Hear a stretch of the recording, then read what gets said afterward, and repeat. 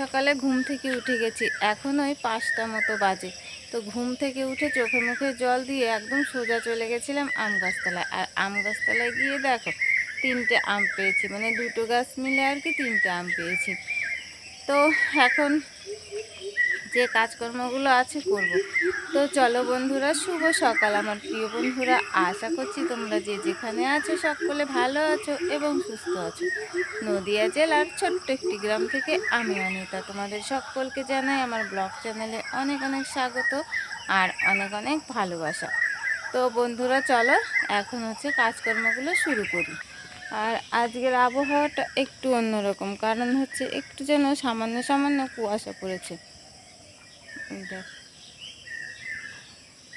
আর ঠান্ডাও কিন্তু বেশ আছে। এখন সারাদিনটা কেমন যায় দেখি। আমগুলো রেখেই দেখো ঝাঁটাটা নিয়ে ঝটপট কিন্তু উঠোনটা আমি ঝাড় দিতে শুরু করে দিয়েছি।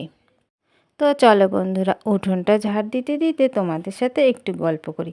তো কি বলো তো বন্ধুরা, একটা মেয়ের ভালো থাকা খারাপ থাকা পুরোটা কিন্তু নির্ভর করে তার স্বামীর উপরে।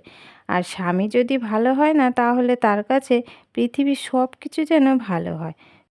সংসারে যদি অভাব থাকলেও কিন্তু অভাব মনে হয় না, আর মনের মধ্যে যদি হাজারো কষ্ট থাকে সেই কষ্টটা কিন্তু কষ্ট মনে হয় না। কি মনে হয় বলো তো? যেন মনে হয় আমার মতো সুখী এই পৃথিবীতে কেউ নেই। আমার কাছে কিন্তু এটাই মনে হয়। আমাদের জীবনে কিন্তু অনেক সমস্যা অনেক কষ্ট আছে, কিন্তু সেগুলো মনেই হয় না যে আমাদের মধ্যে এতটা কষ্ট এতটা দুঃখ আছে। কারণ ওই যে আমাদের দুজনের মধ্যে কিন্তু খুব মিল আছে, সেই জন্য এইসব কোনো সমস্যাই মনে হয় না। যদিও কোনো সমস্যা হয়ে থাকে সেটা একদিন না একদিন ঠিকই সমাধানও হয়ে যাবে। দুজনের যদি সমস্যাটা একটু আমরা বুঝে শুনে চলি, তাহলে কিন্তু কোনো অসুবিধাই হবে না। তো যাই হোক বন্ধুরা, দেখো ওদিকে কিন্তু আমার পুরো উঠোনটা ঝাড়ু দেওয়া হয়ে গেছে। আর এখন কিন্তু আমি দেখো কলপাড়ের এদিকে ঝাড়ু দিয়ে নিচ্ছি। আর এখনও দেখেছো কিন্তু খুব একটা পরিষ্কার চারিদিকে হয়নি, একটু কিন্তু অন্ধকার অন্ধকার ভাব আছে। তো চলো এখন আমি পুরো উঠোনটা ঝাড় দিয়ে নিই। তো উঠোনটা আমার ঝাড় দেওয়া হয়ে গেছিলো। আর ওই যে থালা বাসনগুলো কিন্তু উঠোন ঝাড় দেওয়ার আগে আমি কলপাড়ে ভিজিয়ে রেখেছিলাম। ভিজিয়ে না রাখলে না ওই যে রাতের খাওয়া যে এঁঠোগুলো না একদম শুকিয়ে হয়ে যায়, মাজলেও না উঠতে চায় না। তো ওগুলো ভিজিয়ে রাখলে না বেশ মাজার সময় তাড়াতাড়ি করে উঠে যায়। তো যাই হোক দেখো, উঠোনটা ঝাড় দিয়ে আমি কিন্তু থালা বাসনগুলো মাজতে শুরু করে দিয়েছি। আর আমার সমস্ত থালা বাসনগুলো কিন্তু মাজা হয়ে গেছে। এখন আমি হাঁড়িটা একটু ভালো করে মেজে নিলাম। আর ওই যে গামলায় জল ভরে নিয়েছিলাম, সেই জল দিয়ে কিন্তু এখন আমি এক এক করে সব বাসনগুলো ধুয়ে নেব। আর এই দুদিন আমি কোনো ব্লগ ভিডিও দিতে পারিনি, কারণ এত পরিমাণে গরম আর কোনো ভিডিও আমি করতে পারিনি, মানে খুবই সমস্যা হচ্ছিল, সেই জন্য তোমাদেরকে কোনো ব্লগ দিতে পারিনি। তা আজকে অনেক কষ্টে একটা ব্লগ ভিডিও রেডি করেছি। এত পরিমাণে গরম পড়ছে, মানে কি বলবো তোমাদেরকে, বলে বোঝাতে পারবো না যে এতটা কষ্ট হচ্ছে। মানে বাড়িতে গাছপালা আছে তবুও যেন না একদম, মানে মাঠে যেরকম খাকা করে রোদ, বাড়িতে যেরকম সেই রকম গরম লাগছে।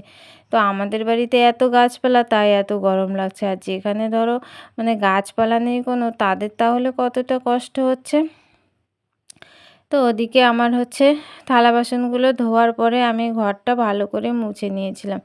আর ঘর মোছার পরে গেছিলাম মুড়ি ভাজতে। মুড়ি ভেজে এসে দেখো ওই যে সকালবেলা আম কুড়িয়েছিলাম, আর গরম গরম মুড়ি নিয়ে নিয়েছি।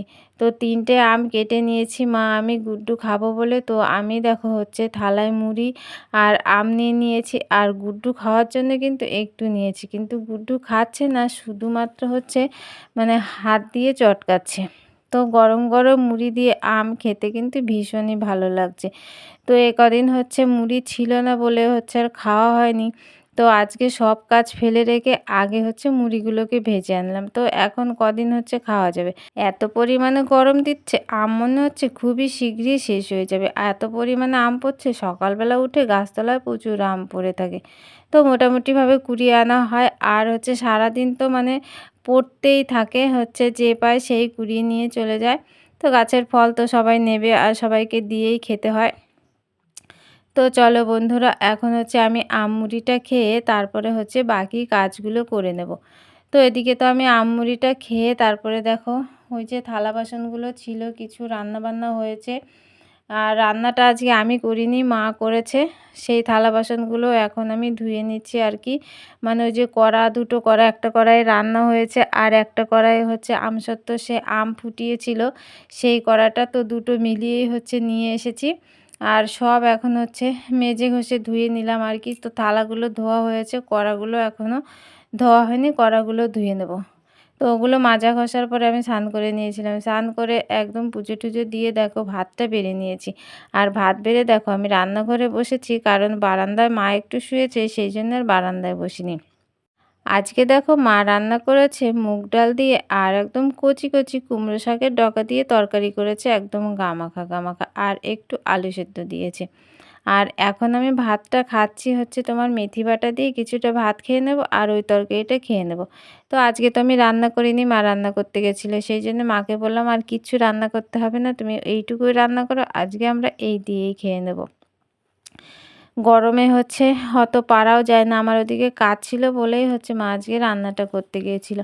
তো চলো বন্ধুরা, এখন হচ্ছে আমি খাওয়া দাওয়াটা করে নিই। আর খাওয়া দাওয়াটা করার পরে ওই যে যাব একটু কাজ শেখার জন্য। মানে মোটামুটিভাবে শিখতে পেরেছি, এখনও সেইভাবে পুরোপুরিভাবে শেখা হয় না। আর একদিনে তো কোনো কাজ শেখা যায় না, কাজ শিখতে গেলে একটু টাইম লাগে। কাজ টাজ করে এসে দেখো ধান দিয়েছিলাম রোদে, এগুলো কিন্তু সেদ্ধ ধান।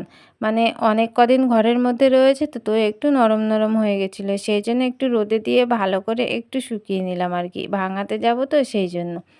তো দেখো ওইখান থেকে হচ্ছে, ওইখানে বলতে তোমার ওই মাঠের মধ্যে দিয়েছিলাম, ওখানে বেশ ভালো রোদ লাগে। ওখান থেকে গামলা ভরে ভরে আমি বস্তার মধ্যে এনে ঢেলে দিচ্ছি, কারণ হচ্ছে কেউ নেই তো, মা বাড়িতে নেই। আর বস্তা যদি পুরো ভরে ফেলি তাহলে আমি একা আনতে পারবো না, সেই জন্যে বস্তাটা হাফ বস্তা নিয়ে এসে তারপরে হচ্ছে গামলায় করে করে হচ্ছে ঢেলে দিচ্ছি। তো দেখো একটা বস্তা কিন্তু আমার ভর্তি হয়ে গেছে, আর এখন আর একটা বস্তা ভরে নেব। আর তোমাদেরকে কি বলবো, মানে আমি বলে বোঝাতে পারছি না যে মানে কি যে মানে গরম লাগছে আর কি যে রোদ উঠেছে।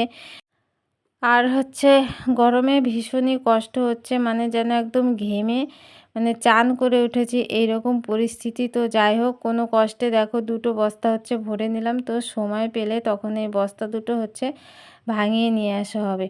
তো দেখো ধান ভরার পরে আমার অবস্থাটা একবার দেখো, মানে পুরো যেন আমার মানে গা পুরো ঘেমে গেছে, চোখ মুখ দিয়ে যেন জল বেরোচ্ছে। আর হচ্ছে গুড্ডু দেখো ওখানে নাচানাচি করছে। তো গুড্ডুর দিকে দেখো ক্যামেরা একটু একটু ধরেছি বলে গুড্ডু কিন্তু ভীষণই খুশি। তো গুড্ডু একটু হচ্ছে খেলাধুলো করছে আর কি। তো ও ঘেমে যাচ্ছে, ওকে বারণ করলে তো ও শুনবে না। তো আমি এখন একটু ঘামটা মুছে নিচ্ছি, দেখো ভীষণই কষ্ট হচ্ছে, এখনও প্রচুর কাজ বাকি, বিকেলে যেসব কাজ আর কি। তো চলো বন্ধুরা, ব্লগটা আজকের মতো এখানেই শেষ করছি, দেখা হবে তোমাদের সাথে পরবর্তী একটা ব্লগে।